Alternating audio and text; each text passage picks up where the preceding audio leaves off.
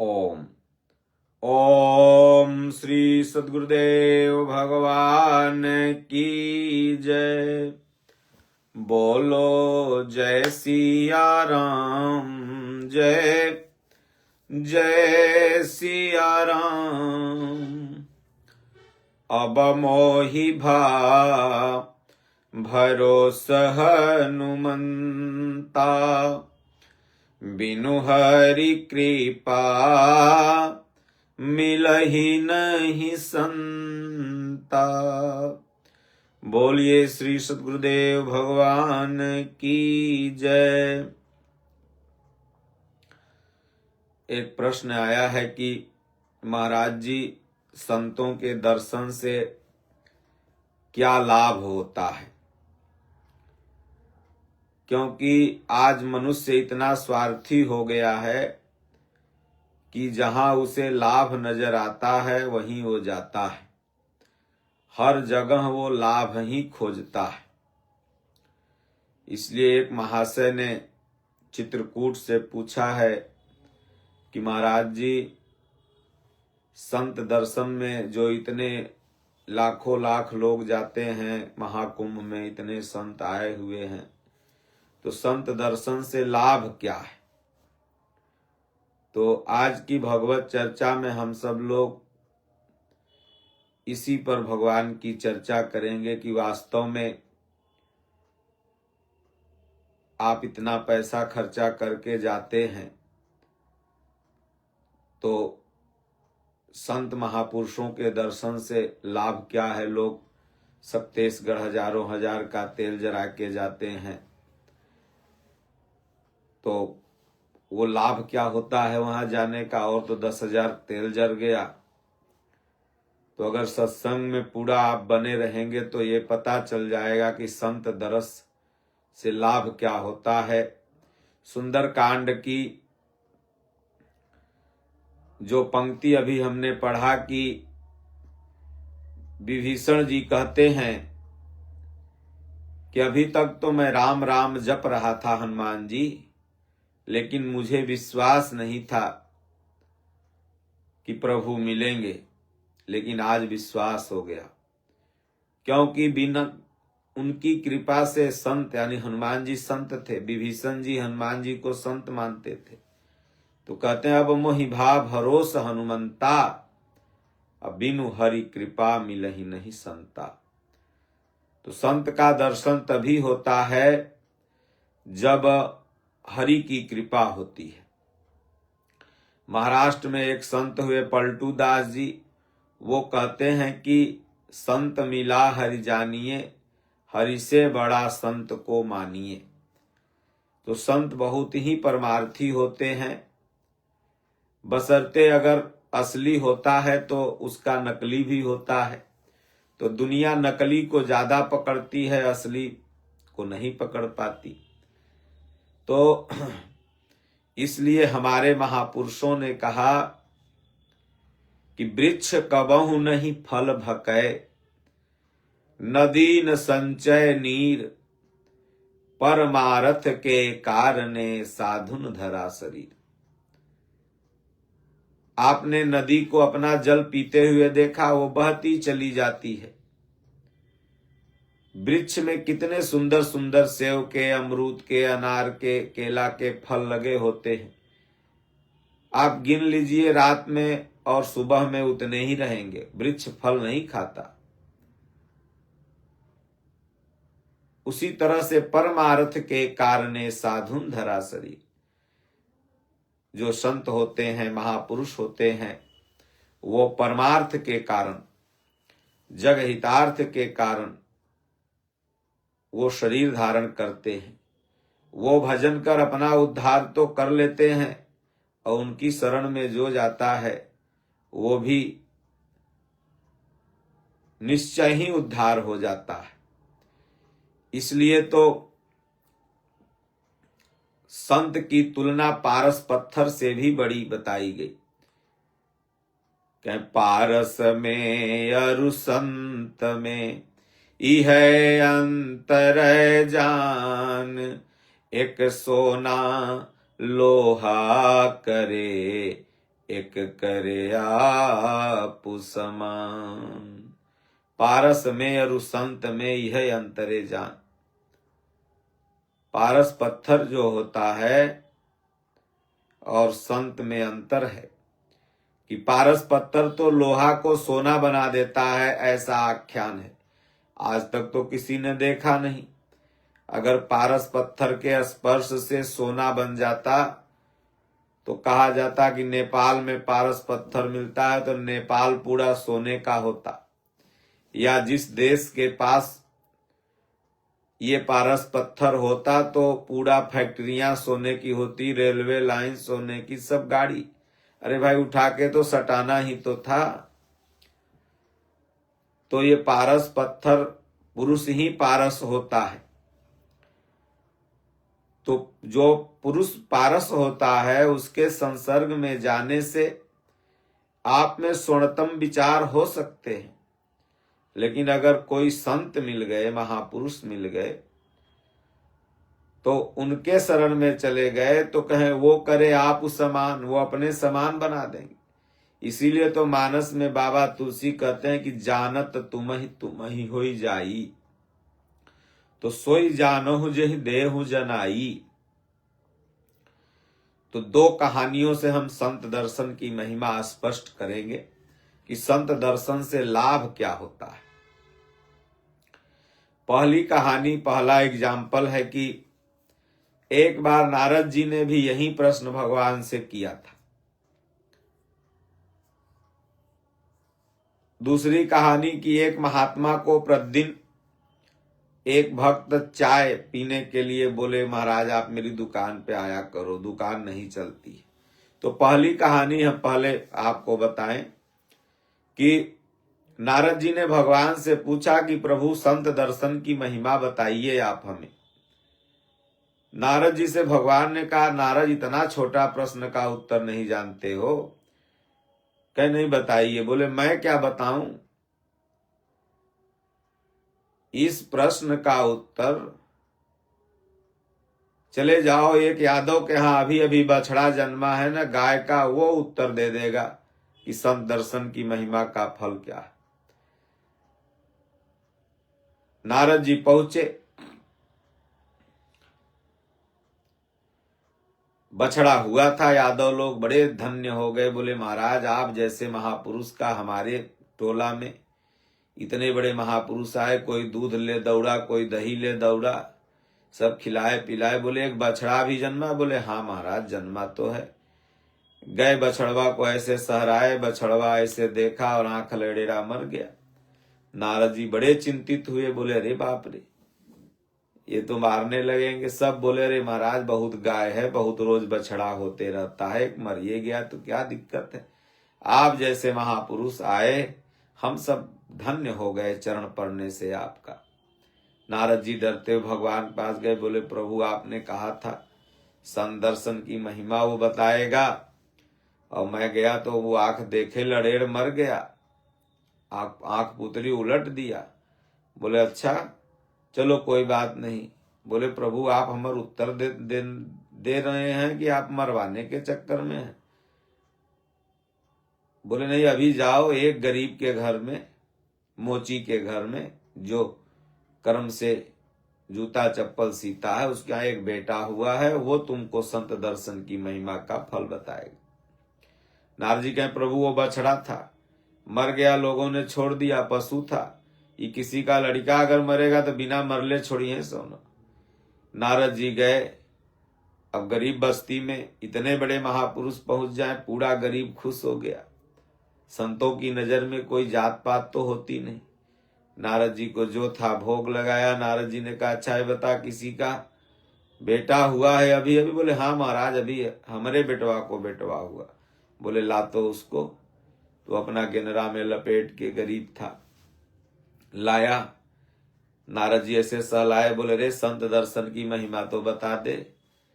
उनको देखा, मुस्कुराया और फिर आंख लड़ेड़ा, मर गया।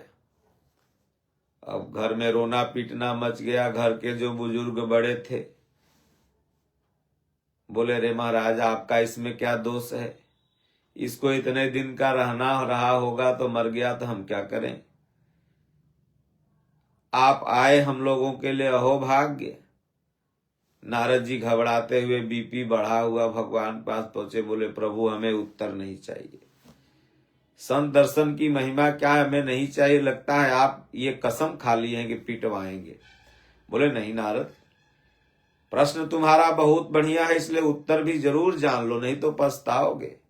संत दर्शन की महिमा का फल क्या होता है, पछताओगे। तब नारद जी ने कहा प्रभु अब कहाँ भेजेंगे। बोले जाओ राजा के पास एक बेटा हुआ। बोले मैं कभी नहीं जाऊंगा, वो गरीब घर का था छोड़ दिया, वो जानवर था छोड़ दिया, राजा तो बिना फांसी दिए नहीं छोड़ेगा। बोले नहीं नहीं जाओ, मेरा आज्ञा है। बोले प्रभु रक्षा आप करना। बोले नहीं जाओ, वहां प्रश्न का उत्तर मिल जाएगा। नारद जी गए। राजा ने सुना कि नारद जैसे महापुरुष आए हैं, तुरंत सिंहासन खाली कर छोड़ दिया, सिंहासन की व्यवस्था की, उसके बाद प्रणाम किया, अभिवादन इत्यादि भर जलपान वगैरह कराने के बाद नारद जी ने कहा राजन आपके घर में अभी कोई संतान। बोले प्रभु शादी के 20 साल बाद एक ही पुत्र हुआ और उस दिन आप जैसे महापुरुष आ गए, मेरा तो दोनों हाथों में सौभाग्य है। नारद जी कहें बाप रे 20 साल बाद हुआ, ये तो जाने मार देगा अगर मरा तो। लेकिन अब भाई उत्सुकता थी संत दर्शन की महिमा का फल जानने के लिए।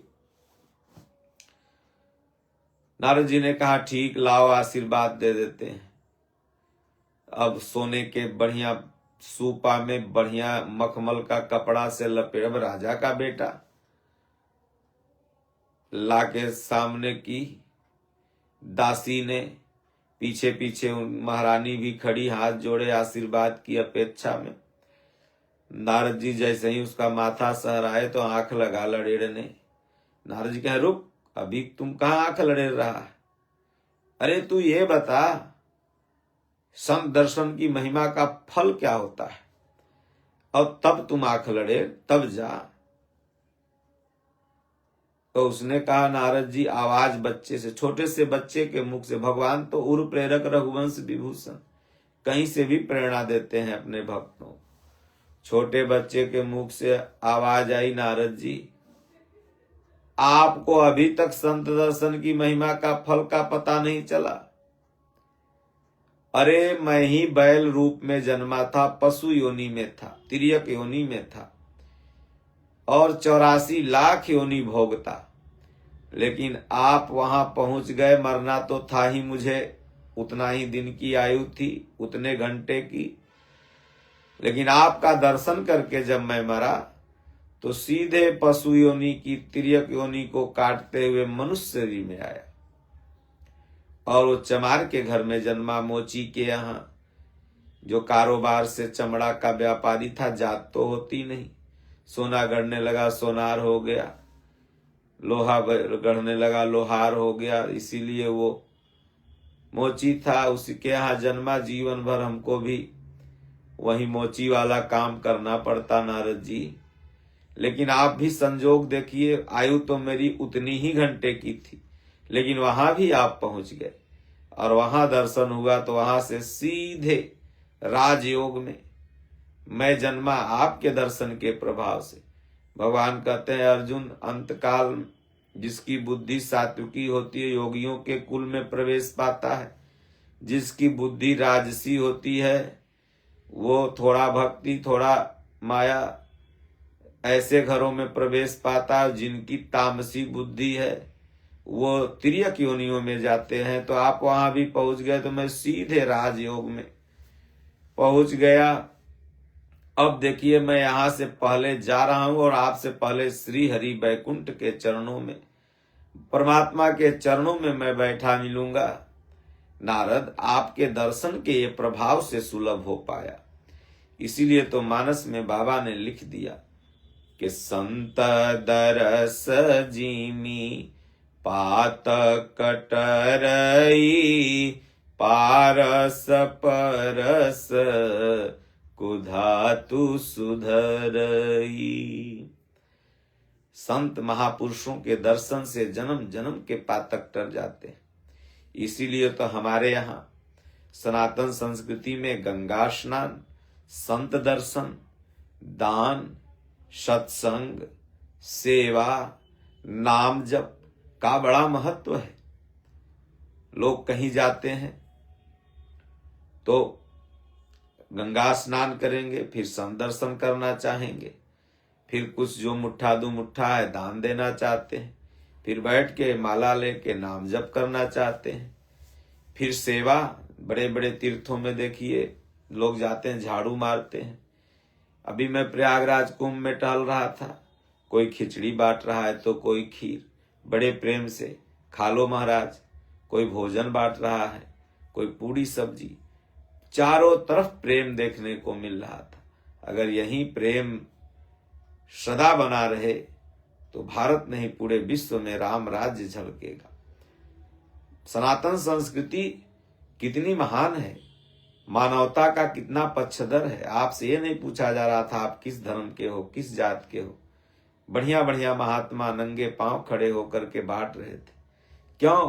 क्योंकि नर में नारायण का सनातन दर्शन करता है। अन्य संप्रदाय थोड़ा कट्टरवादी होते हैं, उन्हें भी चाहिए कि सिर्फ अपने संप्रदाय वालों में खुदा का दर्शन न करें, बल्कि दुनिया के जितने मानव है सब में खुदा है, सब में गॉड है, सब में वाहे गुरु है, सब में वह परमात्मा है, सब में वह ईश्वर है। तो इसलिए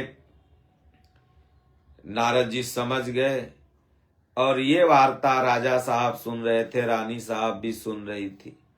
दोनों ने सोचा ये तो इतने दिन के लिए था ही, और इतने बड़े महापुरुष का अनादर हम लोग कैसे कर सकते हैं। क्योंकि हानि लाभ जीवन मरण जस अब जस विधियात, चरणों में दंडवत किया, बोले महाराज हमें तो लगता है कि निर्वंश ही जाना है। नारद जी ने फिर आशीर्वाद दिया, फिर राजा का बाद में वंश चला, लेकिन वो पुत्र तो चला गया। नारद जी पहुंचे, बोले प्रभु हमारे दर्शन में इतनी ताकत कि पशु योनि से मनुष्य योनि, मनुष्य योनि से राजयोग, और राजयोग से सीधे ये बैकुंठ पहुंचा हुआ है हमसे पहले, हम तो जानते ही नहीं थे। हमारे पूज्य दादा गुरु महाराज कहते थे, हो मोर रूपवा देख के न जाने क्या कोई पाई जात है, हमहू नहीं जानत है। हमारे स्वामी जी कहा करते हैं, देख मैं बैठा बनूं, जो गुरु महाराज से मांग ले। करता धरता गुरु महाराज है, जो कि देते लेते स्वामी जी हैं, क्योंकि वर्तमान महापुरुष ही देते हैं। तो इसलिए संत का, महापुरुष का दर्शन जो होता है वह आपकी गति को बदल देता है। आप महान पापी से पापी क्यों न हो, आप अगर उनके शरण में शरतो भावेन चले गए तो तर जाएंगे। एक कहानी, एक महात्मा थे बड़े अच्छे क्षेत्र के, सुबह हो तो विचरण करने निकल दें। एक चाय की दुकान खोल रखा था यादव जी, उसकी दुकान चले ही नहीं। कहीं 50 रुपया बोहनी, कहीं 100 रुपया बोहनी, खर्चा 400 500।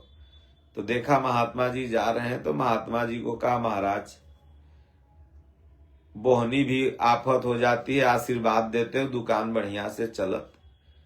महाराज के जरूर चलेगी, घबराओ मत। तो एक कप चाय पिलाया महाराज को बैठा के, बढ़िया सफाई से बना के। उस दिन बोहनी 800। सोचा अरे बाप रे, महाराज जी में तो बहुत शक्ति है। फिर इंतजार करते रहे, जब महाराज आवे तो बुला के चाय पिलावे, कुछ सत्संग सुने, फिर विदा कर दे। अब दुकान उसकी चल पड़ी, एक दुकान से 2-3 दुकानें बगल में ही खोल लिया। जब आदमी का धंधा चल जाता है तो फिर जिसकी कृपा से चलता है, इंसान बड़ा स्वार्थी है, उसे ही भूल जाता है। फिर महात्मा जी एक दिन रोज जाया करते थे, तो एक दिन पहुंचे तो मेहरिया कही, भला बताइए साधु जी रोज चले जाते हैं, इनको लाजो शर्म नहीं लगता है, भला बताओ। तो कहा हाँ तू ठीक है कह रही है, 12,000 का मेरा डेली का एक दुकान का सेल है, 3 दुकान का 36,000 सेल है। अभी 10 रुपया का चाय फालतू पी जाते हैं। ये चाय दूसरा पिएगा तो वो हिसाब में बढ़ेगा। तो दूसरे दिन जब महात्मा जी पहुंचे तो कहा, महाराज आपको कोई काम नहीं है, एक ही दुकान है? अरे यहाँ बहुत दुकान है, आप पी लेते हो जाके। महाराज कहें, देख भाई, तुमने ही तो बुलाया था, मैं तो अपने से आया नहीं। तुमने ही बुलाया था, अब तुम ही भगा रहे हो। साधु का तो एक मरा 10 खड़ा। तुम नहीं खिलाओगे कोई और खिलाएगा, क्योंकि हमारे दाता तो राम है। कहा, ठीक महाराज, जाया जाए। महाराज उठे चले गए, चाय भी नहीं पिए। 2 दिन बाद किसी, अब फूस, चाय की दुकान तो कोई पत्थरे की थोड़ी होती है, घासे फूस की मड़ई छा के लोग बनाते हैं। अब किसी तरह से आग उधिराया, लग गई, तीनों दुकानें जल गई उसकी आग से। औरतिया को उठाया, लाठी मारा, बोले तुम्हें ससुरी। महात्मा जी जब से आते जाते थे, उनका दर्शन हो जाता था तो दिन दूना रात चौगुना में थे, और तुम जहिया से मंत्र पढ़ाई हम भगा दिए, देखो वो आग लग गई। फिर महात्मा जी जा रहे थे, दौड़ा चरण पर पड़ा, बोले महाराज आपकी कृपा से बड़ा आगे बढ़ गए थे, लेकिन आपने लगता है श्राप दे दिया। बोले नहीं नहीं, संत कभी श्राप नहीं देता। तुमने बुलाया और तुमने भगाया, तो उसमें तुम्हारा क्या दोष है? मैं चला गया। बोले नहीं नहीं महाराज, आज से आप आया करो, मैं जब तक जीवन भर रहूंगा आपकी सेवा करूंगा। तो संतों के हृदय में गांठ नहीं होती। गृहस्थ गांठ बांध लेते हैं, ये मेरा अपमान किया, ये इसको मैं मारूंगा, इसका बदला चुकाऊंगा। लेकिन महात्माओं में ऐसा भाव नहीं होता। वो क्षण भर के लिए उनको क्रोध भी आता है, फिर बाद में वो संभल जाते हैं। महात्मा जी ने कहा, ठीक, अब बुला रहे हो तो आएंगे। इसीलिए तो महात्माओं को कुत्ता की संज्ञा दिया गया कि सममान निरादर आदर ही, सब संत सुखी विचरंत में। जैसे कुत्ता को आप 2 लाठी मार दो, फिर 1 घंटा बाद 1 रोटी दोगे तो पूछ हिलाते आ जाएगा। उसी तरह महात्मा होते हैं। आप उन्हें गाली भी दे रहे हो, कोई मतलब नहीं, प्यार भी दे रहे हो, कोई मतलब नहीं। वो सममान निरादर आदर है। आदर में भी समान है, निरादर में भी समान है। इसलिए संत दर्शन सदैव सुखदायी होता है। अब वो असंत है कि संत है, इसका ख्याल आप छोड़ दीजिए। आप संत समझ के दर्शन कीजिए, आपको संत का ही फल मिलेगा। इसलिए चलते फिरते, उठते बैठते, सोते जागते, जैसा गुरु महाराज बताया करते हैं, राम राम ओम ओम जपते रहना है। कोई महात्मा भगवान का भगत मिल जाए तो सीताराम बाबा, राम राम बाबा करने से चूको मत। कहीं बड़े प्रेम से मिलना यारों, दुनिया में इंसान रे, ना जाने किस भेष में नारायण मिल जाए रे। बहुत विशुद्ध संस्कृत बोल रहा है, वही संत नहीं है, वही ज्ञानी नहीं है। महात्मा तो किसी भेष में मिल सकते हैं। इसलिए सम्मान महात्माओं का भी करो, अपने से बड़े जो भी हों, गृहस्थ धर्म में हो, उनका सम्मान करो, क्योंकि मानवता का पहला सीढ़ी है सम्मान, आदर। बोलिए श्री सद्गुरुदेव भगवान की जय, राजा रामचंद्र भगवान की जय। हरिओम। शांति शांति शांति। स्वामी दीनानाथ परमहंस महाराज की जय।